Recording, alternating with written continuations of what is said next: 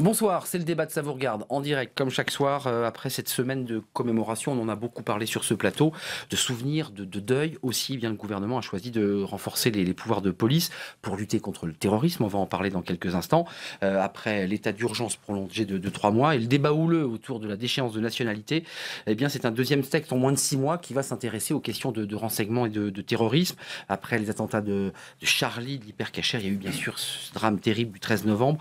La France une nouvelle fois frappée par des islamistes radicaux. On va bien sûr examiner ces mesures. Est-ce qu'elles sont suffisantes? Est-ce qu'elles nous protègent? Ça, c'est un vrai sujet. On s'intéressera aux critiques venues de la gauche, de certains magistrats, des avocats. Est-ce qu'il faut craindre de nouveaux attentats? Ça, c'est une question évidemment importante que se posent les Français parce que, eh bien, aujourd'hui, une nouvelle agression d'un professeur dans une école juive. Il a été agressé à proximité de l'école, dans les rues de Marseille, par un individu de 15 ans, radicalisé, se revendiquant de l'État islamique. On va en parler dans quelques instants. On fait le point ce soir, évidemment, avec vous et avec toutes les questions posées sur les sites lcp.fr. Le JDD, bien sûr, notre partenaire. #CVR. Je vous invite, bien sûr, à tweeter. N'oubliez pas notre page Facebook pour être totalement complet sur les réseaux sociaux. Luc Kervounas, bonsoir. Bonsoir. Vous êtes sénateur socialiste du Val-de-Marne. Vous êtes le maire d'Alfortville. Vous êtes un très proche de Manuel Valls. On vous écoutera, évidemment, sur le climat et puis sur ce projet de loi. Il a été dévoilé. Il est aujourd'hui au Conseil d'État et il suscite quelques remous au sein de votre majorité. Merci d'être là. Danielle Simonet, bonsoir. Bonsoir. Vous êtes conseillère de Paris du Parti de gauche, coordinatrice du Parti de gauche et l'une des porte-paroles. Vous êtes deux porte-paroles de votre parti. Merci d'avoir répondu à notre invitation. Mohamed Sifaoui est avec nous. Bonsoir. Vous êtes journaliste, enquêteur. Vous travaillez depuis un peu moins de 30 ans sur cette question de l'islamisme radical. Ce livre, qui est une réédition de 2013, mais qui est évidemment enrichi. Pourquoi l'islamisme séduit-il, chez Armand Collin. Et puis, vous avez créé une association, on y reviendra, l'association du 11 janvier. On essaiera de savoir bien ce qui vous a poussé à créer cette association. Merci en tout cas d'être avec nous. Thibaut de Montbrial, bonsoir. Vous êtes avocat au barreau de Paris. Vous avez travaillé sur plusieurs affaires sensibles et vous avez sorti ce livre coup de poing en 2015, Le sursaut ou le chaos. Il est sorti il y a quelques mois et vous êtes le président du centre de réflexion sur la sécurité intérieure. Je l'évoquais tout à l'heure, c'est vrai que actualité oblige. Après les discours, notamment le discours de Manuel Valls devant l'Hypercacher, c'était samedi, une nouvelle agression antisémite. Vous allez le voir sur ces images dans les rues de Marseille, à proximité d'une école juive. Le professeur âgé de 35 ans a été agressé par un individu de 15 ans qui bien s'est revendiqué de l'État islamique. Au nom d'Allah, a-t-il agressé, a-t-il expliqué avoir agressé cet homme? Cet homme s'est défendu, a pu mettre en fuite son agresseur. Ses jours, évidemment, ne sont pas en danger ce soir. Écoutez d'abord les premières réactions du procureur de la République de Marseille. Il a revendiqué avoir agi ainsi au nom d'Allah, de l'État islamique, répétant avoir agi à plusieurs reprises au nom de Daesh. Voilà, Daesh, une nouvelle fois dans la bouche de ce garçon de 15 ans. On reviendra sur les autres affaires. Écoutez ce que disait Manuel Valls samedi à 18 h dans un hommage poignant, émouvant, justement devant l'Hypercacher, là où sont morts 4 personnes. Écoutez ce que disait le Premier ministre. Ces ennemis qui s'en prennent à leurs compatriotes, qui déchirent ce contrat qui nous unit, il ne peut y avoir aucune explication qui vaille. Car expliquer, c'est déjà vouloir un peu excuser. Rien ne peut expliquer que l'on tue à des terrasses et à des cafés. Rien ne peut expliquer que l'on tue dans une salle de concert. Rien ne peut expliquer que l'on tue des journalistes, des caricaturistes qui expriment leur liberté et que l'on tue des policiers qui sont là pour nous protéger. Et rien ne peut expliquer que l'on tue des juifs. On est rattrapé par l'actualité du Kervounas parce qu'il y a cette nouvelle agression antisémite, déclarée antisémite. Rien ne peut, aucune explication qui vaille, car expliquer, c'est déjà vouloir un peu excuser. Vous êtes sur la même ligne que le Premier ministre, j'imagine. Bien sûr, déjà, bonne année. Meilleurs vœux à vous. À tout le monde, et je souhaite à nos concitoyens que 2016 sera une année qui ne connaîtra pas des moments aussi tragiques que Charlie en début d'année 2015 ou bien les attentats du 13 novembre. Alors, que fait le gouvernement ? Beaucoup de choses ont été faites pour assurer la sécurité des Français. Nous avons recruté plus de policiers. Nous avons renforcé les moyens dans la justice. Nous avons fait passer une loi renseignement au mois de juillet. Et aujourd'hui, on le comprend bien. Nous avons un devoir impérieux d'assurer la sécurité de nos concitoyens. J'entends le débat qui traverse la gauche française comme la droite républicaine. Ce débat-là, il faut l'entendre et puis nous l'aurons au Parlement. Vous l'avez dit vous-même, le texte est aujourd'hui au Conseil d'État. Eh bien, les parlementaires dont je fais partie au Sénat, nous aurons à voir de quelle manière, si éventuellement il est à amender ou pas. Mais ce qui doit nous animer, tous ensemble, encore une fois, c'est la sécurité de nos compatriotes. Parce que malheureusement, ce qui s'est passé en 2015, oui, il va falloir vivre avec le terrorisme. Oui, mais notre responsabilité, à gauche comme à droite, et c'est pour cela qu'il a eu raison, le président de la République, de demander l'union nationale au Congrès le 16 novembre. Elle est loin, l'union nationale, hein. Oui, mais en même temps... Elle s'est effritée, en tout cas. Le chef de l'État est le garant de nos institutions. Eh bien, nous sommes aujourd'hui avec lui, avec le Premier ministre, au travail. Il va falloir que nous donnions les réponses que nos compatriotes attendent de nous. Notamment sur la question de déchéance, parce que la rentrée parlementaire, c'est demain. Daniel Simon, les terroristes. Qui concerne les terroristes, bien sûr, sur la question de ceux qui seraient nés en France. Il ne peut y avoir aucune explication qui va. Et je répète cette phrase parce qu'il l'a dite avec beaucoup de passion, on vient de l'entendre. Car expliquer, c'est déjà vouloir un peu excuser. Comment vous réagissez à ces propos très forts du Premier ministre? Est-ce que vous dites, après tout, oui, la situation est tellement grave qu'il faut cette union sacrée? Alors d'abord, ce que je déplore dans la phrase, c'est qu'il faut essayer de comprendre. Non pas pour excuser, parce que c'est évidemment inexcusable, mais on a besoin de comprendre, on a besoin d'analyser pour mieux combattre. On doit combattre ce qui amène à un moment donné ce jeune, par exemple de 15 ans aujourd'hui, à commettre cet acte inacceptable, intolérable, soi-disant au nom d'Allah, au nom d'une religion. Soi-disant, enfin vous en doutez ou... Soi-disant. C'est pas que j'en doute, c'est que qu'est-ce qui amène un jeune de 15 ans à commettre un crime au nom d'une religion? Nous savons pertinemment que l'écrasante majorité des concitoyens de confession musulmane condamnent complètement ces actes. Et d'ailleurs, elles sont les premières victimes de par le monde de ce terrorisme islamiste. Donc comment à un moment donné, ce mouvement terroriste islamique est en capacité de recruter des jeunes, de leur mettre dans la tête qu'on peut devenir soi-disant un héros en commettant ces actes antisémites, en commettant ces assassinats. Donc je pense que c'est important pour lutter contre ce terrorisme islamiste. Sans excuser. Mais absolument, évidemment, c'est inexcusable. Et je pense qu'il faut comprendre parce qu'on a une bataille à la fois idéologique à mener, et on a aussi une bataille idéologique à mener contre justement les tenants de ce terrorisme islamiste. Et nous avons également une bataille à mener pour permettre vraiment de donner les moyens humains au renseignement, à la justice antiterroriste et à la justice en général, parce qu'il y a un vrai et débat en même temps à notre système éducatif, à nos mouvements associatifs, pour être en capacité de lutter contre cela. On est dans un contexte quand même très inquiétant, où on sait, personne ne peut dire et ne peut prétendre qu'il peut prévenir toute attaque terroriste. La goutte d'or, je dis, le danger, la personne il est tuée là. de 6 balles, Valence, un peu avant... Aujourd'hui, cette agression, enfin, c'est inquiétant quand même. Donc, on a besoin d'analyser, de comprendre et de voir ce qui est utile. Et de combattre. Par exemple, et de combattre. Par exemple, je suis profondément scandalisée par la mesure relative à la déchéance de la nationalité, parce que tout le monde est d'accord pour dire que ça n'a absolument aucune efficacité. C'est un symbole, dit-on. Aucun candidat à une action kamikaze va tout d'un coup c'est l'argument qu'on entend, revenir sur sa décision de peur de perdre la nationalité. Mais si c'est un symbole, alors c'est un symbole raciste. Et je ne suis pas pour inscrire ce type de symbole dans la Constitution. Alors, parce que nous savons très bien qu'il n'y avait, qu'il n'y a pas de lien entre binationaux et terrorisme. J'ai regardé les tragiques événements du 13 novembre. Il y avait une minorité de binationaux. Donc pourquoi tout d'un coup jeter à la vindicte une partie de la population? Les terroristes veulent justement... même si 75% ils veulent semer une guerre. Des Français disent... On le souhaite, il est nécessaire de le faire. Oui, Mohamed Sifawi. Vous avez le même chiffre qui pense que les mesures qui sont prises ne sont pas efficaces. Mohamed Sifawi, je ne veux pas qu'on fasse le débat sur la déchéance. Moi, la question qu'on pose ce soir et qu'on se pose nous ici sur ce plateau, c'est... Et c'est vrai qu'on n'avait pas imaginé cette agression de ce professeur de 35 ans qui a réussi à se défendre. Il y avait une machette, il a fait fuir ce garçon de 15 ans, puis ils l'ont arrêté quelques minutes plus tard. Est-ce que ce soir... et on va revenir sur les mesures, est-ce qu'on peut dire qu'on est en sécurité ou est-ce que ce soir il faut être d'une prudence de sioux? Parce que c'est vrai qu'on a l'impression que le danger est partout. Alors, sans alarmisme aucun, il est évident que le danger est partout. Pourquoi ? Je vais dire quelque chose que les partis politiques connaissent très bien. Daesh a réussi à lancer une dynamique. C'est-à-dire qu'aujourd'hui, les actes terroristes vont prendre plusieurs visages. Ce sont des actes qui vont avoir une allure protéiforme.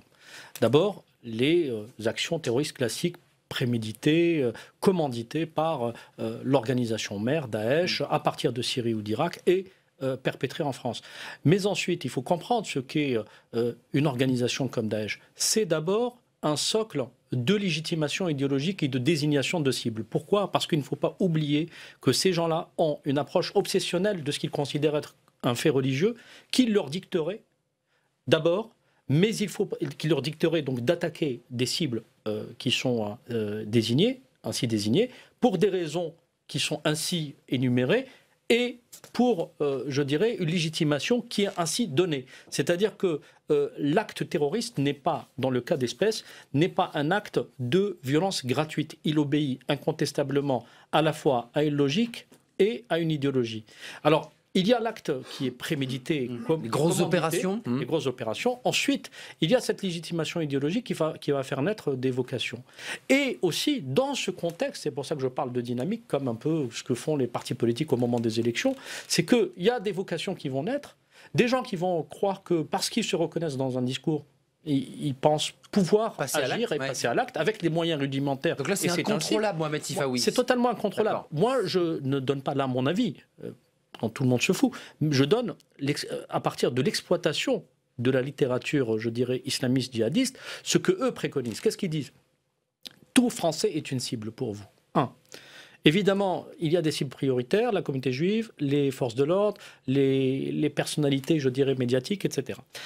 Ensuite, tout citoyen est pour eux une cible. Quels que soient les moyens utilisés, c'est bon de les utiliser. C'est-à-dire un couteau, un cutter, un marteau, voilà, une voiture bélier, etc. etc. Bon, troisièmement, il leur est dit à leurs adeptes que, quelle que soit l'ouverture qui s'offre à eux, c'est-à-dire la possibilité, frapper quand vous pouvez, là où vous pouvez.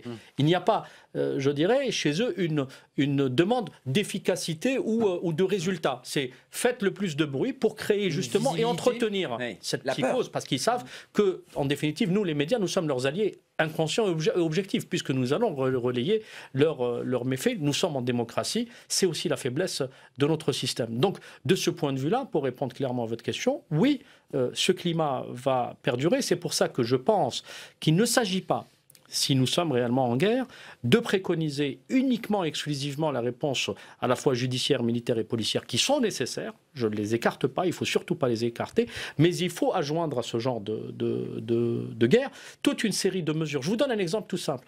On ne peut pas mener des actions, par exemple, contre des individus qui sont effectivement endoctrinés dans une logique mortifère et laisser d'un autre côté des bouquets des chaînes satellitaire qui sont offertes par des bouquets français endoctriner notre jeunesse, y compris en langue française. On a un tweet sur Internet déjà. Thibaut de Montbrial, ce tweet, c'est pour rester dans le débat. Une des batailles essentielles, nous dit Twito, c'est celle contre la prolifération des propos et incitations haineuses sur Internet, parce que c'est vrai, on commence déjà à découvrir que peut-être que ce garçon de 15 ans, là, évidemment, qui a été interpellé, a pu être aussi, évidemment, motivé en regardant des sites Internet. Thibaut de Montbrial, moi, on va rentrer un peu dans le vif du sujet, puis on va aussi rentrer avec Mohamed Sifaoui, mais vous dites quand même, à travers des interviews par rapport au travail que vous menez, on a été pris au piège de la discrimination et de l'islamophobie. Cela permet de soustraire l'islam à tout droit de critique, pourtant parfaitement légitime dans une société. Est-ce que comme ça, vous avez le sentiment qu'à travers les discours de Manuel Valls, à travers les positions de François Hollande, les consciences politiques avancent, on désigne beaucoup plus clairement les choses, ou est-ce que ça reste encore compliqué parce que vous dites qu'il y a eu la bataille de l'antiracisme, il y a eu tout un travail qui fait que on est un peu embarrassé? Alors d'abord, j'ai rien inventé. Manuel Valls le dit beaucoup, notamment en 2013, il a eu un discours très fort au moment des émeutes de Trappes et d'Argenteuil pour réfuter le terme d'islamophobie. Elisabeth Badinter, Boualem Sansal, enfin il y a tout un tas de gens qui attirent l'attention de chacun sur le danger qui est tapis derrière l'utilisation du terme d'islamophobie pour faire taire les critiques. Vous savez, vous avez dit tout à l'heure que les musulmans sont les premières victimes. C'est peut-être vrai dans le monde, c'est pas vrai en France. France. Il ne faut pas se cacher derrière son petit doigt. Dans le dossier de l'attentat raté de Villejuif, le dénommé Sid Ahmed Glam explique aux enquêteurs que sa première cible, c'était la gare de Villepinte, qu'il y a été, et je cite, il dit aux enquêteurs, finalement, j'ai pas fait mon attentat à la gare de Villepinte parce qu'il y avait que des Arabes. Donc on est bien dans une logique dont il faut que chacun ait conscience, et qui est, vous l'avez rappelé, Mohamed Sifawi tout à l'heure, une logique de guerre, et cette guerre, elle nous est faite, c'est pas nous qui l'avons choisie. Ça aussi, c'est extrêmement important. On l'a subi ou on est en train vraiment de se mettre en mouvement? Alors, moi, ce que je constate, c'est d'ailleurs pour ça que je me suis lancé dans le débat public sur ces questions, en quittant ma place d'avocat, mais à partir de ma place d'avocat. Par ce centre de réflexion. C'est que je suis très frappé par le fait que l'ensemble de nos élites, c'est-à-dire politiques, économiques, médiatiques, alors on est en train d'en sortir, mais a longtemps été en état de sidération. Pourquoi? Parce que ça fait 70 ans qu'on a vécu en paix. C'est-à-dire que les gens qui nous dirigent aujourd'hui sont des enfants d'enfants de la paix. Et comme on est le pays des droits de l'homme et qu'on aime bien s'en targuer et considérer qu'on est en gros l'un des pays les plus formidables au monde, on ne comprend pas comment des gens aussi formidables que nous peuvent être attaqués. Et donc, il y a une espèce de déni, parce qu'on dit, mais enfin, comment, nous qui sommes le pays des Lumières, etc., des gens nous en veulent pour ce que nous sommes, et on a du mal à le concevoir. D'où les excuses, le fait qu'il n'y ait pas d'excuses dans la bouche de Manuel Valls, parce qu'il y a un débat social aussi autour de cette jeunesse, la déshérence, des quartiers. Là, par contre, je suis d'accord avec vous. Là, par contre, je suis d'accord avec vous, c'est-à-dire qu'il ne s'agit pas d'excuser, mais c'est vrai que pour combattre son ennemi, il faut le comprendre. Donc, nous devons prendre non seulement des mesures dont on va parler, qui sont des mesures de sécurité, mais je pense que le combat de moyen terme, c'est un combat politique. C'est-à-dire qu'il faut imposer nos valeurs sans les renier, donc c'est là que c'est très compliqué, mais imposer nos valeurs, récupérer... Il y a une génération qui est perdue. Pendant une génération, on va avoir des actes comme cela. Celui d'aujourd'hui, c'est... Une génération, c'est quoi? C'est 15 ans? 15 ans. 15 ans. 15 ans. On va avoir en France Au moins 15 ans. On va avoir en France des milliers de morts. On va avoir des milliers de morts. Il va y avoir un combat qui va être extrêmement rude. Et il va y avoir un passage qui va être compliqué. Il va falloir que l'on compte sur la communauté musulmane et sur l'immense majorité de nos compatriotes musulmans qui n'ont qu'une envie, c'est de vivre en paix dans les règles de la démocratie française et dans un cadre où les lois temporelles sont privilégiées sur les lois spirituelles et la religion, parce que c'est ça l'enjeu qui est l'enjeu capital. Et pour ça, il va falloir être résilient, rester, ne pas perdre nos nerfs, lutter contre les extrémismes de tout crin, et il y aura des tentations. Et pour ça, c'est important qu'il y ait cette prise de conscience. Alors elle commence, mais il faut aller beaucoup plus loin, et notamment sur des réaffectations budgétaires. Luc Cavounas, là je mets aussi les pieds dans le plat et on va avoir ce débat, parce que le débat est ouvert. La question de nos valeurs, la façon dont on intègre, la façon dont on s'intègre. Moi, en préparant l'émission, je découvre que Mohamed Sifawi a créé cette association en janvier, formidable, avec l'idée aussi de travailler sur les questions d'Internet, un vrai travail. Et je découvre aussi que dans une interview, il indique que le gouvernement, globalement, était plutôt content. Dès lors que Mohamed Sifawi a dit qu'il allait s'intéresser de près aux frères musulmans, je ne veux pas dénaturer vos propos, et à l'UOIF, le gouvernement a dit « je ne financerai pas le 11 janvier » parce qu'il s'attaque. Alors peut-être que je... Pas le gouvernement. En tout cas, ceux que vous avez rencontrés. Personnes travaillant dans des cabinets. Qu'est-ce qu'elles vous disent exactement pour qu'on ait le débat d'une manière, puisque c'est à vous qu'on l'a dit? En gros,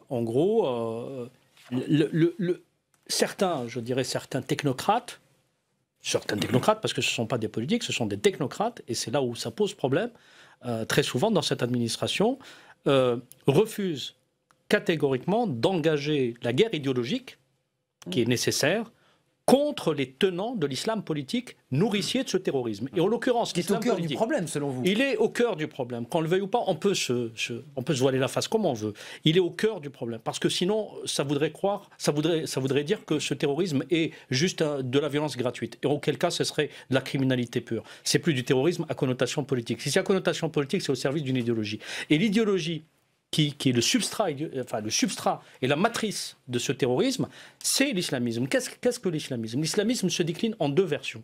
Soit à travers le wahhabisme, c'est ce qu'on appelle généralement le salafisme djihadiste, qui a une branche dite du takfir, ou alors la pensée des frères musulmans. Or, je pense qu'il faut assumer le fait qu'aujourd'hui, il est nécessaire de croiser le fer, idéologiquement parlant, à ces deux pensées. Il y a des pays arabes qui l'ont compris. L'Égypte en fait partie. Les Émirats arabes unis, certes, ce ne sont pas des démocraties, mais ils ont compris qu'il fallait... Ils ont chassé les frères musulmans d'Égypte. C'était ça, le mal profond qui rongeait le monde musulman et toutes les communautés musulmanes à travers le monde, parce que l'islam, quoi qu'on puisse en penser aujourd'hui, au-delà du fait spirituel que je dissocie avec le fait idéologique, est phagocyté par ces deux pensées intégristes qui sont nourricières de violence. Mais Luc Kervounas, comment vous expliquez, alors je me suis mal exprimé, ce n'était pas des politiques, c'était des technocrates, je peux comprendre, une espèce de frilosité sur ces sujets, puisqu'il faut venir au cœur des choses, parler des choses en mettant des noms devant ces problèmes. Comment vous l'expliquez? Et on voit les tensions qu'il y a à gauche. Monsieur, mais je dénonce suffisamment à chaque fois la technostructure. C'est aux politiques de faire société. Voilà. Et donc je ne sais pas qui vous avez rencontré, je ne vais pas commencer à commenter cela. Mais nous entrons dans une période qui va être longue. 2015 a ouvert une ère différente pour nos compatriotes, pour les Français. Vous commenciez l'année en nous souhaitant bonne année. 2016, c'est une année où on risque bien sûr, parce que quand on fait c'est, je pense, une année où on va voir se démultiplier des actes isolés. C'est évidemment un combat sur nos valeurs républicaines, la devise républicaine, liberté, égalité, fraternité et laïcité. On voit bien que Daesh, qui est combattu, ce mot, sur un combat politique, qui cherche à dire la laïcité dans l'école, justement, est la cause de tout. Donc il va falloir que nous soyons forts et que nous soyons fermes dans les réponses. Et pardon, Daniel Simonet, la binationalité, lorsqu'on veut déchoir des binationaux terroristes, ça n'a rien de raciste. Moi, je suis le maire d'Alfortville. Je sors d'un week-end de vœux. J'ai rencontré des centaines et des centaines d'Alfortvillais. Personne ne me parle comme vous le dites. Personne. Et c'est un binational qui vous parle grec et français. Je ne me sens pas du tout visé. Donc à un moment donné, qu'attendent les Françaises et les Français? Des actes politiques forts. Et c'est ce que nous sommes en train de faire. Après que derrière les débats, il y ait d'autres débats, on le voit bien, on le sent bien. Il y a des débats qui cacheraient des débats. Bien sûr. D'autres débats. De rapports de force internes à la gauche, j'ai bien compris. Donc il faut être aussi à peu près très honnête dans les choses telles qu'on les pose. Non. Réponse. Est-ce qu'il n'y a pas comme ça une forme d'angélisme? Non, c'est pas du tout de l'angélisme. C'est pas du tout de l'angélisme. De dire, mais attendez, c'est compliqué. On entend des choses concrètes là. Je vais vous donner un exemple. Il n'y a absolument aucun angélisme de ma part. Moi, je pense qu'on doit, par ailleurs, dans cette bataille idéologique, bien prendre conscience qu'il n'y a pas d'islam politique modéré. Et quand la France, par exemple, a un discours plus qu'ambigu vis-à-vis de la politique qui est menée en Turquie, alors qu'on sait pertinemment que les soldats kurdes sont les meilleurs combattants contre Daesh, qui sont en train d'être tirés dans le dos par le gouvernement de Turquie, qui se réclame d'un islam politique. Quand on voit que les victimes, Mohamed Brahmi, Choukri Belaïd du Front populaire tunisien, ont été assassinés par la même bande qui assassinait ceux de Charlie Hebdo, eh bien, sont dans une situation politique où le parti Ennahda, qui se réclame de l'islamisme politique, eh bien, a un rôle plus qu'ambigu sur le fait qu'il n'y ait pas eu d'enquête jusqu'au bout pour trouver les assassins. Donc, il n'y a absolument aucun angélisme de ma part. Au contraire, je pense que vraiment la bataille à la fois idéologique et à la fois la bataille au niveau des relations diplomatiques, le fait que comment ça se fait que la France, que François Hollande a continué à accueillir le représentant du Qatar, quels sont nos liens avec l'Arabie Saoudite quand on sait les liens dans le financement. Pensez qu'il y a une ambiguïté parce qu'on a... Bien sûr, totalement scandaleuse. Par contre, il y a un truc auquel on ne touche pas, c'est la Constitution de la République française. Remettre en cause le principe qui est inscrit dans l'article 1 de la Constitution de l'égalité devant tous les citoyens. Même ceux qui attaquent la France, Daniel Simonet, de la Déclaration des droits de l'homme. Même quelqu'un qui fait un attentat contre la France. Tous les hommes naissent et demeurent libres et égaux en droit. Et tout d'un coup, prendre une mesure symbolique sur les binationaux, alors qu'on sait qu'elle est totalement inefficace. Daniel Simonet, je suis on sait pertinemment. Même pour un Français qui va tirer des Français au Bataclan. Mais ça ne sert à rien. Par contre, laisser penser et valider la bataille culturelle menée notamment par l'extrême droite française, qui veut faire croire que la question du terrorisme est liée à la question migratoire, est liée à la question musulmane, non pas dans l'islam politique et ceux qui se révèlent mais soi-disant mettant un amalgame sur l'ensemble de celles et ceux qui croient, qui ont une pratique musulmane, c'est pas la même chose. J'avais gardé une petite phrase pour vous, Daniel Simonet, mais je la garderai pour plus tard sur le regard que portait Mohamed Sifawi sur la gauche, pas celle de Manuel Valls. Moi juste, Luc Kervounas et Thibault Montbrial. Aujourd'hui, 8 ou 9 Français sur 10 sont d'accord avec la proposition de François Hollande. contre les terroristes de déchoir leur nationalité. 8 ou 9 Français sur 10 selon les sondages. On pourrait leur demander la question de la peine de mort sur les terroristes, on verrait ce qu'ils diraient. On est en train de revisiter l'histoire et la Constitution, parce que la déchéance de nationalité était déjà dans la Constitution en 1793. Nous sommes en train de dire face aux Français que nous sommes en train de nous invectiver les uns et les autres. Et qu'allez-vous leur dire quand il y aura un nouvel acte terroriste? Je vais leur dire qu'on ferait bien, au contraire, de donner beaucoup plus de moyens humains au renseignement humain, parce qu'on sait personnellement... C'est pas incompatible, Thibault de Montbrial. Mais pas du tout. C'est pas incompatible. 12 000 postes de police supprimés. Et Thibault de Montbrial, allez-y, intervenez. Les annonces de François Hollande, même si elles sont appliquées, ce qui pour l'instant n'est pas complètement le cas, on en sera à peine à 10 000. Donc prenons des mesures efficaces au lieu de faire croire que ce symbole anti-républicain... Daniel Simonet, Thibault de Montbrial, et on a une sentinelle qui veut s'exprimer, elle vient rarement. On vous écoute parce que vous disiez tout bas, mais c'est un symbole. Pour défendre mon temps de parole, je vais finir par faire de la politique. Excusez-moi. Non, je vous en prie. La déchéance de nationalité, c'est évidemment un symbole. Les symboles en politique sont extrêmement importants. On ne peut pas tolérer que des gens qui sortent de la communauté nationale, qui attaquent la communauté nationale, continuent à se prévaloir des avantages qui sont liés à la nationalité. C'est une question de logique. Je vais même aller plus loin. La France essaye de tuer les Français qui sont en train de combattre en ce moment en Irak et en Syrie avec Daesh. Donc d'un côté, on dira oui, mais on ne peut pas les déchoir de leur nationalité. Mais on les bombarde en les tuant. On les combat et on essaye de les tuer. Et je crois qu'il faut être logique. Et la politique se fait bien sûr avec des moyens, mais aussi parfois avec des symboles. Il y a deux choses que je voulais dire très rapidement. Allez-y, Harold et Mohamed Sifaoui. Très rapidement. D'abord, on a perdu beaucoup de temps parce qu'on a eu du mal à nommer l'ennemi. Laurent Fabius et François Hollande ont attendu le mois de novembre pour employer le terme islamiste. C'est pas le cas de Manuel Valls. Non, mais non, Manuel Valls a fait un discours remarquable dès le 13 janvier à l'Assemblée nationale. Mais le président Hollande parlait des chrétiens cooptes, ce qui n'a aucun sens en parlant du massacre pardon, il parlait des citoyens égyptiens, ce qui n'a aucun sens au moment du massacre des Coptes en février dernier, etc. Le Bataclan a réveillé notre président de la République. Tant mieux, mais nous avons perdu du temps parce que nous n'avons pas nommé l'ennemi. Le terrorisme est un moyen, et l'ennemi, c'est l'islamisme. Et la deuxième chose, c'est que il y a un piège dans lequel il ne faut pas tomber aujourd'hui, c'est sur les questions de déradicalisation. Vous avez des associations salafistes qui se proposent d'aider à la déradicalisation en venant dire... Ça se passe pas très bien en ce moment. En venant dire... Non mais attendez, parce que ça c'est très peu dit et c'est très important.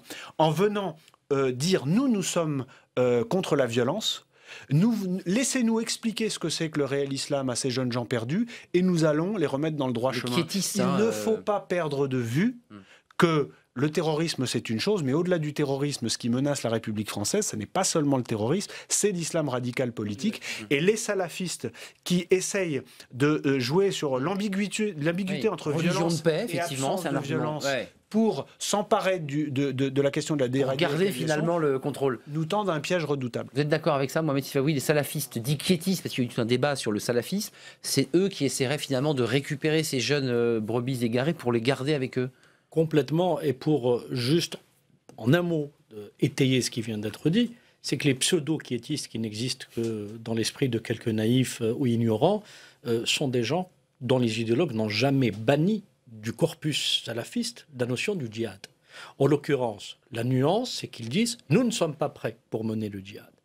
C'est un calendrier. Parce qu'il se base sur un verset coranique, pardon, je suis un peu technique et je fais un peu de théologie, qui dit « préparez-leur ce qu'il faut comme force et cavalerie équipée pour terroriser vos ennemis et les ennemis d'Allah ». Donc, sur le préparez-leur ce qu'il faut comme force et cavalerie équipée, donc ils estiment qu'ils ne sont pas prêts. Et les autres, c'est-à-dire ceux qui passent à l'action, disent qu'il faut passer à l'action avec les moyens appropriés. Donc, en fait, nous sommes en train de valider, en tout cas ceux qui s'aventurent sur ce terrain, valident une supercherie qui tend en réalité à préparer le terrain, certes à ne pas commettre des attentats tout de suite, mais à endoctriner, à prendre possession finalement d'une communauté, entre guillemets, une méthode sectaire en quelque sorte, et à la préparer pour à la fois des attentats plus tard, mais pire, à faire des attentats au quotidien contre les valeurs fondamentales de ce pays, en l'occurrence la laïcité, l'égalité homme-femme. Qui touchent les valeurs, là, qui ne touchent pas le corps, parce mais que les fameux quiétistes, par exemple, on peut en parler.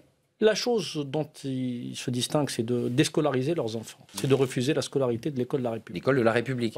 Voilà. Et ça, on les fait passer pour des gens fréquentables. Donc, c'est une technique saoudienne qui, en réalité, après avoir créé le monstre, se rend compte que ce monstre peut se retourner contre son créateur et a mis en place une logique qui convoque des idéologues qui disent à ces terroristes, attention, d'abord, vous n'avez pas le droit de frapper votre pays. 2, vous n'avez pas le droit de mener le djihad si l'émir ne le décrète pas. En l'occurrence, l'émir, c'est le roi d'Arabie Saoudite.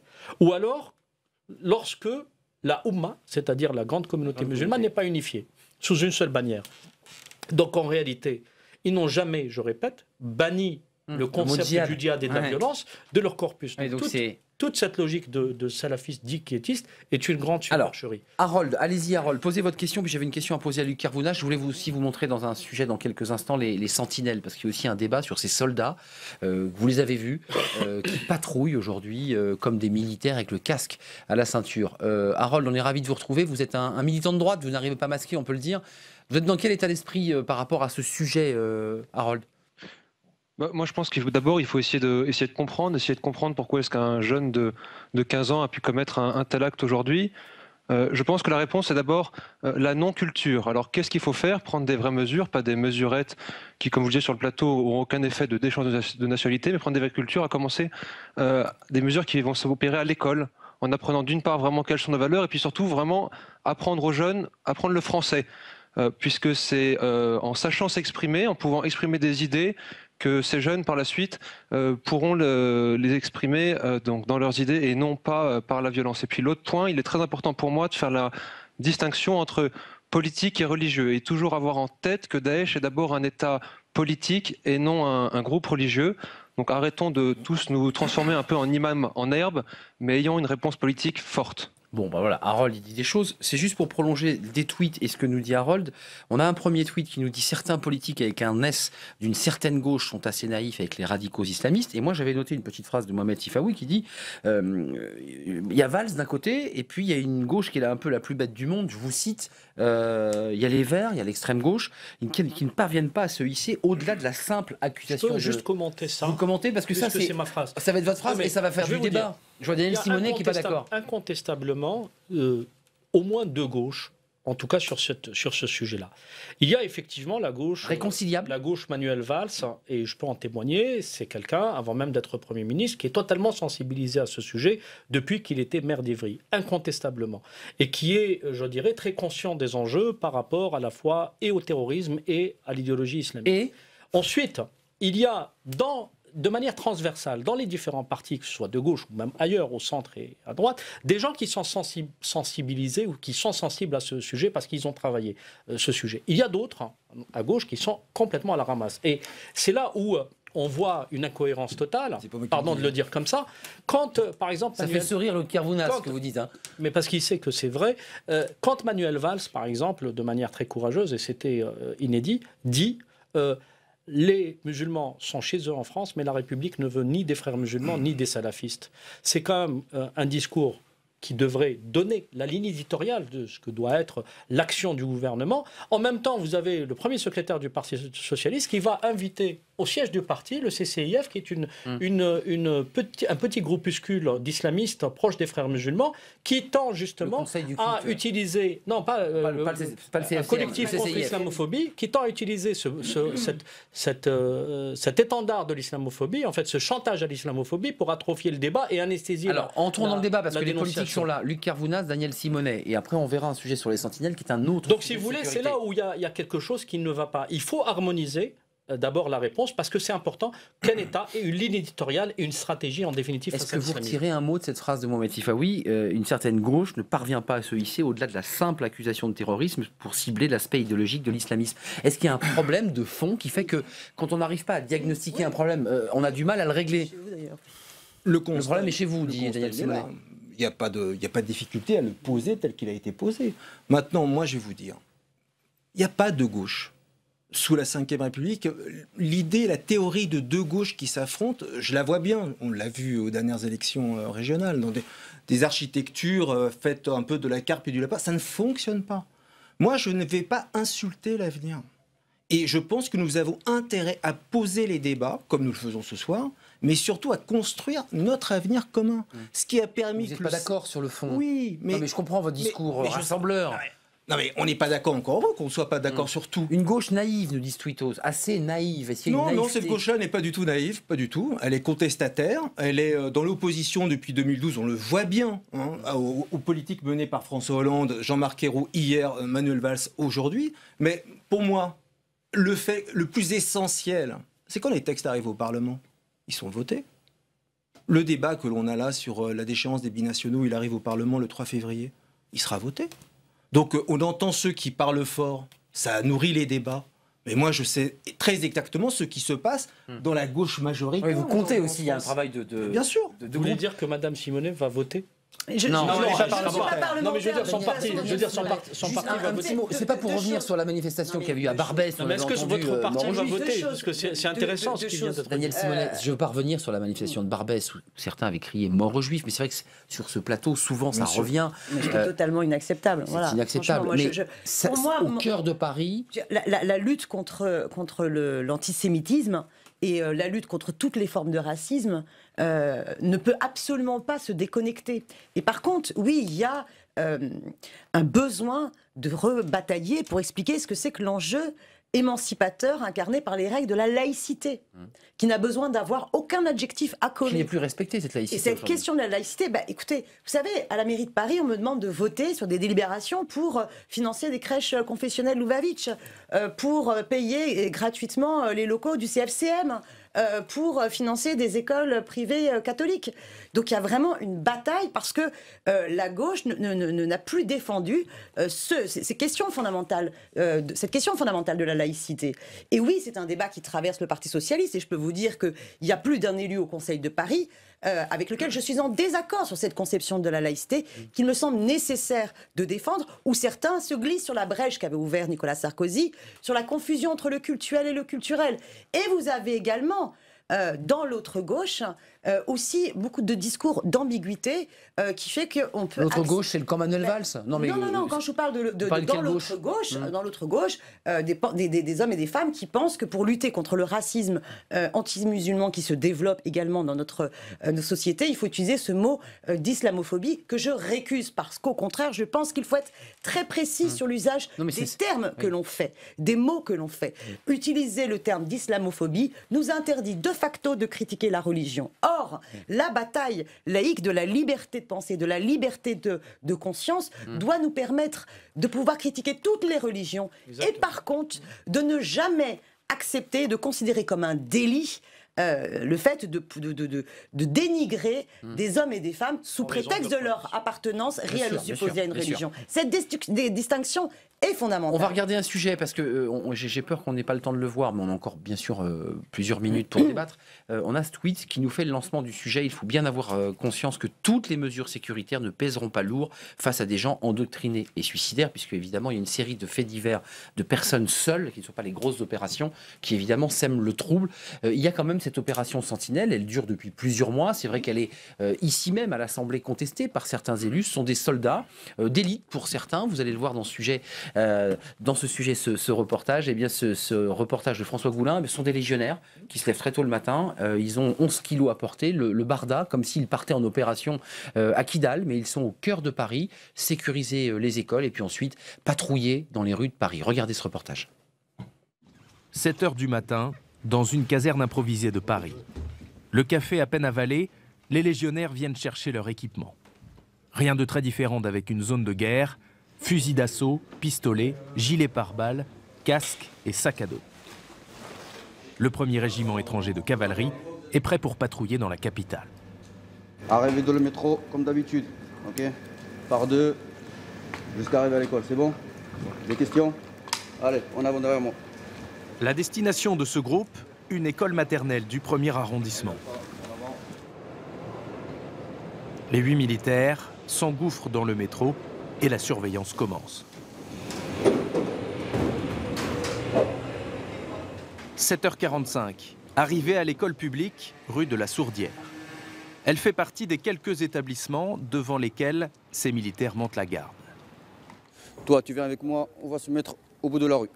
Le maréchal des logis Rachid, 8 ans de Légion étrangère, procède comme s'il était en opération extérieure. Sa spécialité à lui, ce sont les chars d'assaut, mais ici, il sécurise. poste ses hommes aux intersections et vérifie les poubelles alentours. Pour nous, il n'y a pas de différence, que ce soit à l'extérieur ou à l'intérieur. Notre mission, c'est de protéger les Français, mais on le fait, que ce soit à l'intérieur ou que ce soit à l'extérieur. 8h20, l'équipe est en place pour l'arrivée des élèves. Bonjour Max. Bonjour. Bonjour Chloé. Une présence plutôt discrète, appréciée des parents. C'est plutôt rassurant pour les uns et les autres, donc j'y vois pas d'inconvénient. C'est dans l'air du temps, avoir ces temps troublés, donc voilà. Les portes de l'école se ferment, le soleil est levé, il est 8h30. Allez, en avant.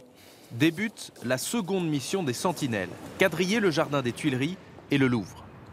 Ils le feront le reste de la journée, à scruter les milliers de visiteurs qui passent ici chaque jour. Le but, c'est qu'on essaie de patrouiller de manière aléatoire. On ne fait pas toujours les mêmes choses, on ne patrouille pas toujours au même endroit, on essaie d'être imprévisible. On se mêle à la foule, on regarde. Donc voilà, on essaie d'être le plus discret possible pour ne pas gêner les gens. Les touristes, eux, ne semblent pas impressionnés et apprécient de se sentir en sécurité. On a eu un peu de doute si on devait annuler le voyage ou pas, mais après quand on a vu à la télé combien c'était sécurisé, combien ils étaient présents à tous les endroits touristiques, ça nous a beaucoup rassurés et ça nous a encouragés à venir. Relevés toutes les 2 heures, les sentinelles peuvent aller se reposer dans des locaux à 2 pas du Louvre. Ces légionnaires-là en profitent pour apprendre le français. Ils sortent tout juste de formation. Il s'agit de leur première mission, comme beaucoup des 6500 militaires déployés depuis 1 an en Île-de-France. Harold, notre sentinelle, très rapidement, parce que voilà, il y a un autre sujet à découvrir, mais ces sentinelles, vous, quand vous les croisez dans Paris, je ne sais pas si vous baladez dans Paris, mais elles vous rassurent, vous dites c'est utile d'avoir des soldats et pas que des policiers? D'abord, quand je les croise dans Paris, je les remercie pour le travail qu'ils font. Évidemment, c'est agréable d'avoir l'occasion de voir notre armée qui est toujours habituellement engagée sur le théâtre des opérations extérieures. Et donc, c'est une façon aussi de les rencontrer et de les remercier. Ensuite, est-ce qu'elles sont utiles? Ça, c'est difficile de le juger et simplement l'avenir nous le dira. Thibault de Montbrial, l'avocat, mais aussi l'officier de réserve, je le précise. Oui. C'est utile, pas utile? Il y a un débat financier, il y a un débat aussi opérationnel. Ce qui est très important, c'est que dans un premier temps, c'est utile parce que ça rassure, parce que ça dissuade. Et bon. Mais le général de Villiers, qui est le chef d'état-major des armées, a dit à plusieurs reprises, notamment devant la représentation nationale, que cette opération ne pouvait pas durer indéfiniment parce qu'elle obère les missions extérieures, les temps d'entraînement et les temps de repos. Donc on va arriver très vite à un moment où il va falloir, dans le cadre de la réflexion sur les années qui viennent, repenser complètement notre sécurité intérieure. Quelques pistes en vrac. Il faut déléguer, notamment sur les sites Céveso, les sites industriels, etc. Il faut autoriser, évidemment dans des conditions contrôlées, mais on ne va pas rentrer dans les détails, les sociétés privées à être armées en employant des anciens policiers, des anciens militaires, etc., etc. Vous avez aujourd'hui les policiers qui... Pour libérer des policiers et des militaires du régalien. Voilà. Les CRS... Non mais attendez, il faut être pragmatique. Le général de Villiers... C'est la privatisation d'un service régalien. Mais le général... Non mais attendez, oui mais attendez, mais il faut être très clair. À ce moment-là, on fait quoi? On recrute 50 000 personnels, ou alors on recrute 50 000 personnels. Et on ne peut pas. Des réservistes, etc. Mais il y a un moment, il va falloir faire des choix. Nous sommes obligés de penser à toutes ces cibles qu'on appelle en langage technique des cibles molles, c'est-à-dire des endroits qui peuvent être attaqués et qui peuvent faire des dégâts considérables. L'armée, la gendarmerie, la police ne peuvent pas tout garder. Donc, il faut réorganiser tout ça. C'est un changement total de logiciel. C'est un changement total de logiciel. Il faut que l'État l'accompagne, il faut que l'État le contrôle, mais il faut que l'État l'organise. Vous en pensez quoi, Luc Carvounas? Il y a un débat aussi de fond, parce que Sentinelle, c'est l'armée française. Puis là, on nous dit qu'il faudrait avoir des sociétés privées de sécurité. Ils font un très bon travail. Moi, j'ai vu vos images sur Paris, mais ils sont aussi à Alfortville. Ils ont même été renforcés. Aujourd'hui, j'ai 6 soldats qui sont évidemment aux abords de la synagogue d'Alfortville et qui, depuis le 13 novembre, patrouillent dans les rues d'Alfortville. Et tout le monde me dit, c'est très bien, monsieur le maire, ça rassure.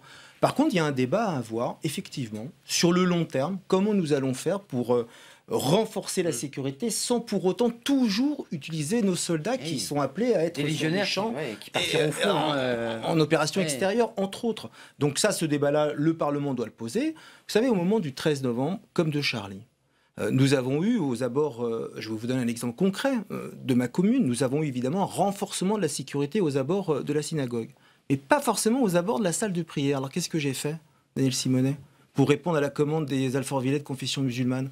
J'ai mis une boîte privée pour assurer les allées et venues de la salle de prière, parce que ça rassure tout le monde, ça rassure les fidèles. Sauf qu'à un moment donné, même si j'installe aujourd'hui une police municipale, ce n'est pas les collectivités territoriales, face à ce qui nous attend, qui pourront pallier à toute la sécurité. Daniel Simonet, qui reste un droit régalien en colère. Oui, je suis en colère. Pourquoi ? Parce que... On parle de pragmatisme, quelle défaillance totale, mais quelle défaillance totale de la République d'en arriver à la privatisation des fonctions régaliennes de l'État. Voilà. Alors d'abord sur la question des sentinelles. Faute de moyens d'ailleurs.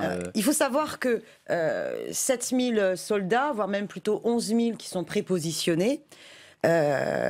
Hélas, je dis bien hélas, mais ça ne sert à rien. Ça sert psychologiquement à mettre en place un sentiment qui rassure, mais nous ne sommes pas sur des forces adaptées. Les sentinelles ne sont pas formées pour garantir des questions de sécurité en milieu urbain. Leurs armes ne sont pas adaptées. S'ils ont à un moment donné la nécessité d'usage de leurs armes, les conséquences pourraient être extrêmement problématiques. C'est ce que vous vouliez dire, Mohamed Tifaoui. Donc faisons attention.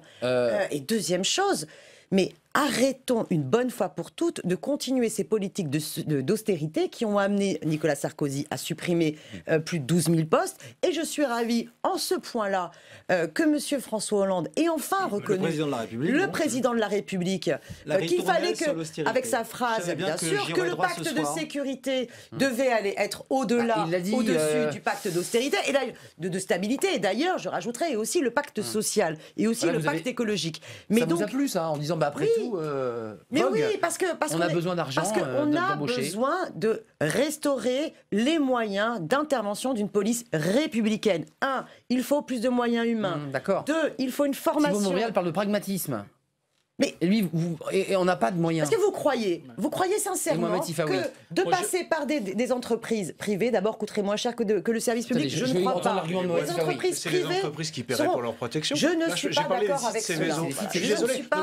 Vous parlez d'échec de la République. Si demain il y a un attentat dans le couloir de la chimie rhodanienne qui fait 50 000 morts, ce sera pas un échec de la République, alors que ces sociétés, et moi j'ai parlé avec des hauts magistrats, j'ai parlé avec des responsables de la sécurité, que ce soit civils, que ce soit policiers ou militaires, tout le monde est d'accord pour dire qu'il faut que les sociétés, là je parle des sites industriels, prennent en charge leur propre sécurité, mais il faut que pour ça qu'on leur en donne les moyens. Alors moi je parle de la sécurité sur l'espace public. Daniel Simonet, regardez, je suis persuadé que vous voulez savoir ce qu'en pense Mohamed Tifaoui, ces militaires, notamment de ces légionnaires du régiment de cavalerie. Utile, pas utile, trop cher? Je pense qu'il faut repenser tout notre dispositif et par rapport aux sécurités, aux sociétés de sécurité privées, il faut savoir de quoi on parle. Si c'est pour mettre à l'entrée des centres commerciaux des gens en costume noir avec un bandeau de sécurité, c'est inefficace parce qu'on n'a pas à faire face à des voleurs. On a à faire face à des gens qui vont venir avec des kalachnikovs. Et ces pauvres garçons, à chaque fois que je les vois, j'ai vraiment un pincement au cœur parce que je me dis, s'il y a une attaque ici, ils sont les premiers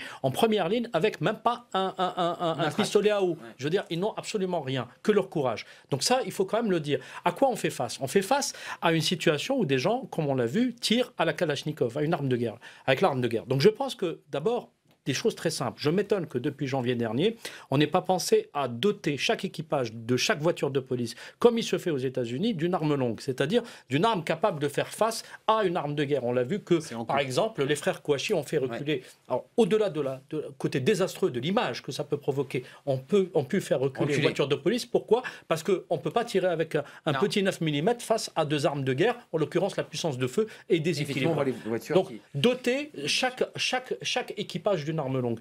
Ensuite, il faut remettre ce qui a été défait, par Nicolas Sarkozy, la police de proximité qui est aujourd'hui nécessaire plus que jamais. Parce que défaillante. On peut se demander, et avec évidemment sans jeter l'opprobre sur les services de sécurité qui font un travail comme ils peuvent, mais on peut se demander comment un commando, quand même, dans les rues de Paris, a pu s'organiser sans que personne ne le voie. Pourquoi? Parce que la police de proximité, si elle était là, je crois qu'on aurait pu voir que dans tel quartier ou dans tel machin, il y a des véhicules immatriculés en Belgique qui circulaient dans une période qui n'était pas une période de vacances scolaires. Mais et des jeunes qui étaient... Alors, quand on voit des jeunes trentenaires circuler dans des voitures étrangères dans les rues de Paris, soit ils sont en vacances en dehors des... soit ce sont des VRP, soit ce sont des trafiquants de drogue, soit ce sont des terroristes. Donc il faut pas. Pragmatisme, ça. Voilà, c'est aussi simple que ça. D'autant que le Bataclan avait eu des menaces, il faut quand même le préciser. Ensuite, il y a autre chose. Je pense qu'on ne peut pas faire l'économie d'un renforcement des moyens, aussi bien de la sécurité intérieure. Le texte qui se prépare, d'ailleurs. Et le maillage du territoire, comme c'était le cas à l'époque des RG, c'est-à-dire le renseignement territorial. Aujourd'hui, doit pouvoir... Mais écoutez, il faut se poser la question, pourquoi, lorsque Nicolas Sarkozy détricote le dispositif antiterroriste français, c'est à ce moment-là qu'on commence à taper en France avec une facilité déconcertante, à partir de l'affaire Mera. D'ailleurs, on a tendance à l'oublier. Un dernier mot, parce qu'en fait, j'ai pas fini au début. Dès que j'ai prononcé dès que j'ai dit sécurité privée, tout le monde m'est tombé dessus. L'affaire Mera, elle coïncide avec... Non. Il y a un deuxième volet. Et qui ne coûterait pas très cher, mais qui demanderait une certaine réorganisation, ce serait de recréer, alors les noms, il ne faut pas partir sur les noms, mais soit une garde nationale, soit une défense... Ce qui avait été évoqué par la garde. Soit une défense opérationnelle du territoire, une réserve citoyenne, encadrée par des militaires d'actifs ou par des militaires qui viennent de quitter le service actif, avec des gens qui seraient formés sur quelques semaines pour certaines missions pour lesquelles il n'y a pas besoin d'être formé pendant 6 mois. Après l'effondrement des tours, il y avait la garde. Et qui viendraient renforcer, vous parliez de maillage territorial, qui viendrait renforcer, notamment aussi en zone rurale, les missions de protection d'un certain nombre de citoyens. Ça me paraît Luc Carvounas, on n'a pas le temps de voir le détail de ce texte qui va être débattu à l'Assemblée et qui évoque un certain nombre de points qui sont critiqués par les avocats, les magistrats, parce que évidemment, ce sont des mesures qui donnent plus de pouvoir aux policiers. On a le sentiment ce soir qu'il faut changer les procédures tout en étant toujours sous la tutelle des juges. Des juges, non, parce qu'il y avait Trévidic ce matin. Attention à ce que l'on dit, parce qu'aujourd'hui dans le juge Trévidic dit les juges n'a pas le texte, mais pour l'instant, ce qui est au contraire développé, et ce qu'on nous donne à voir, c'est un renforcement du pouvoir exécutif. Au mépris justement du pouvoir judiciaire. Merci de cette analyse sans avoir lu le texte. Ben oui, mais en tout cas, c'est ce qu'on nous renvoie pour l'instant comme élément. Vous n'êtes pas d'accord ? Non, je suis absolument pas d'accord. J'ai bien compris. Avec une grande inquiétude sur cette aberration de la constitutionnalisation de l'état d'urgence, dont on n'a pas parlé ce soir, mais qui souhaite introduire l'idée d'un état d'exception permanent et qui pose de vrais. Le juriste, j'avais juste une question à vous poser, parce que le débat se termine. Est-ce qu'on est en train de changer d'univers et de monde, donc de mentalité, donc de manière d'appréhender le danger? Est-ce qu'on a changé d'air à l'issue de ces trois attentats qui ont frappé l'année 2015 terriblement? Juste, dans la Constitution, il y a soit l'état de siège, soit rien du tout. Donc, de mettre juste le principe de l'état d'urgence dans la Constitution, ça veut dire qu'on met une marche intermédiaire. Est-ce qu'on est en train de changer de logiciel? Est-ce qu'on est en train de changer de logiciel? J'espère. Moi, je suis, avec toutes les discussions que j'ai avec les différents professionnels du renseignement, de la sécurité, de la police, l'armée et les politiques qui s'en occupent, extrêmement pessimiste, je ne le cache pas. Je pense qu'avec le recul, on parlera de l'année 2015, non pas comme d'une année exceptionnelle, mais comme du début d'un phénomène, qu'il faut s'y préparer psychologiquement. On parle d'une génération ce soir dans le débat. Pour prendre les bonnes décisions, et que le plus vite des décisions fermes seront prises, le moins la France risque de basculer dans les extrêmes. Parce que sinon, le jour où nous aurons 1 ou 2 ou 3 attentats, où nous aurons des morts par milliers, et où pendant plusieurs jours le pouvoir vacillera, à ce moment-là, c'est le peuple qui demandera à partir aux extrêmes. Et là, la République sera vraiment en danger. Luc Carvounas, je ne veux pas réouvrir le débat politique, mais c'est vrai que rien que sur la question de la déchéance de nationalité, on voit ce qui vous attend demain à l'Assemblée et au Sénat, parce qu'il y a un débat. Est-ce que ce soir, vous appelez vos amis, vos alliés, si je peux les appeler ainsi, de la gauche, à une forme de pragmatisme autour de ces questions, ou est-ce qu'il faut continuer à batailler sur l'idéologie? Les débats entre nous, que ce soit au Parlement ou ailleurs, parce que nous discutons quand même tous les jours. Il va falloir, c'est 80% du Bureau national du Parti socialiste qui est contre la constitutionnalisation. Et 80% des Français. Toujours ceux qui ne sont pas membres du Parti socialiste qui en parlent le mieux, c'est incroyable. Oui, nous entrons dans une nouvelle période. Qui m'en parlent beaucoup. Oui. Nous entrons dans une nouvelle période, c'est clair. Et je n'étais pas d'accord avec ce que vous avez dit par rapport au 13 novembre. François Hollande ne s'est pas réveillé le 13 novembre. C'est la conscience de tous les Françaises et les Français qui se sont rendus compte que Charlie, c'était des Français parce qu'ils étaient juifs ou des policiers. Le 13 novembre, cela concerne tous nos compatriotes. Et il y a une prise de conscience collective. Évolution du vocabulaire, le de l'ère dans laquelle nous sommes entrés depuis cette date tragique. Et nous devons aujourd'hui apporter des réponses. Alors, on aura nos débats avec Daniel Simonet et avec mes collègues du Parti socialiste. Et moi, je vais vous dire un scoop, Daniel Simonet. Le texte, il sera voté. Voilà, quoi que vous disiez. Oui, grâce à toute la droite. Enfin, même pas toute la droite, à une grande partie de la droite. Mohamed Sifaoui, sur le changement. Ça s'appelle l'unité nationale. C'était les mots des politiques, c'est un débat qui aura lieu demain. Le changement de logiciel, on parlait d'une génération, c'est-à-dire qu'on a sacrifié une génération. Les Français qui nous regardent se disent, mais attendez, mais on a combien de temps encore on va devoir vivre avec l'état d'urgence, des militaires, des policiers, un changement de paradigme, c'est quoi? C'est 20 ans, 25 ans encore? Oui, il faut le craindre, malheureusement. Mais vous savez, le terrorisme, de toute manière, réduit nos libertés individuelles et collectives là où il s'exprime. Malheureusement, c'est une réalité. C'est toute la nuance qu'il faut installer dans ce débat, c'est-à-dire l'équilibre à trouver entre la liberté, le modèle de société qui est le nôtre et qu'on doit préserver, et l'impérieuse nécessité de préserver la sécurité des personnes et des biens. Donc, en fait, tout l'équilibre à trouver doit être à ce niveau. Et ça, c'est au plus haut niveau de l'État que cette cohérence-là doit être. C'est compliqué. Je dirais, c'est pour ça. C'est pour ça que ça marche pas très bien. Si je puis me permettre, c'est pour ça que ce que disait Madame Simonet tout à l'heure est totalement juste. On ne peut pas d'un côté ouvrir toutes ces polémiques. Moi, je ne pleure pas le sort d'un terroriste, mais d'ouvrir toutes ces polémiques sur la déchéance et ne pas être clair, par exemple, quant aux relations à avoir et l'exigence à avoir à l'égard de l'Arabie Saoudite, qui est le diffuseur principal de la pensée nihiliste djihadiste, du Qatar, qui est dans un jeu totalement ambigu et qui dispose d'une chaîne de télé qui est une véritable arme de guerre, qui est ouverte à tous les tenants de l'antisémitisme, les tenants de la haine de l'autre, les tenants de ce qui est appelé la guerre sainte, injustement, et par ailleurs, je dirais, toute la logique locale où il y a des gens, des petits notables locaux, je parle des élus, certains en tout cas, qui entretiennent des ghettos, dans ces ghettos une clientèle électorale pour faire pérenniser, je dirais, leur carrière. C'est aussi tout ça qu'il faut mettre à jour. Mémorial, 10 secondes, on est en retard, je vais me faire tirer les oreilles. 10 secondes. Il n'y a pas de liberté que l'on puisse exercer si on n'est pas au préalable en sécurité. La sécurité, il ne faut pas l'opposer à la liberté. La sécurité, c'est le préalable à l'exercice de la liberté. Ça sera le mot de la fin. Daniel Simonet, merci. Le débat va se poursuivre sur toutes ces questions et notamment sur la question de déchéance de nationalité. Merci d'être venu. Vous êtes la porte-parole, l'une des porte-paroles du Parti de gauche, coordinatrice du Parti de gauche. Merci à Luc Kervounas, sénateur socialiste du Val-de-Marne, proche de Manuel Valls. Merci à Mohamed Sifaoui, spécialiste de ces questions. On l'aura entendu évidemment tout au long de notre émission. Et merci à Thibaut de Montbrial. Des livres, vos livres, on les a vus tout au long de notre émission. Ce centre de réflexion sur la sécurité intérieure. Et vous êtes avocat. Association 11 janvier, j'imagine qu'il y a un site internet. Vous pouvez le consulter, créé par Mohamed Sifaoui. Merci de nous suivre. Demain, on s'intéresse au sujet qui a déjà été un peu évoqué. C'est la rentrée parlementaire, la primaire à droite et la déchéance de nationalité à gauche. Belle rentrée demain en perspective. Je serai là. Bonne soirée. Merci à Harold, notre sentinelle.